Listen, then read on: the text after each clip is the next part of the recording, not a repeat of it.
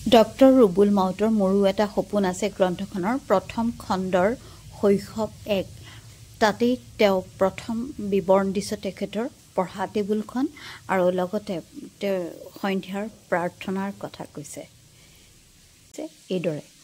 বহল চাংখনৰ কাষতে দীঘল টেবুলখন 4টা খুঁটা পুতি বাঁহেৰে বনোৱা টেবুলখন আচলতে এখন চাঙেই টেবুলৰ ওপৰত নিৰ্দিষ্ট স্থানত থাকে মোৰ বাইদেউ আৰু ককাইদেউ কিতাপ পত্ৰ বহি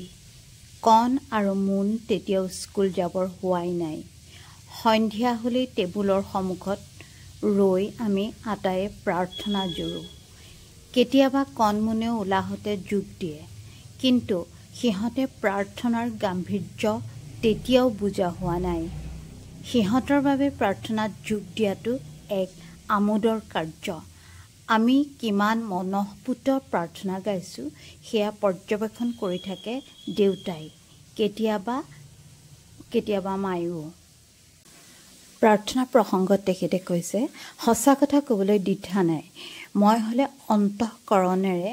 একাগ্ৰতাৰে কেতিয়াও প্ৰাৰ্থনা নাগাইছিলোঁ মোৰ বাবে প্ৰাৰ্থনা আছিল কেৱল এক পুৱা গধূলিৰ গীত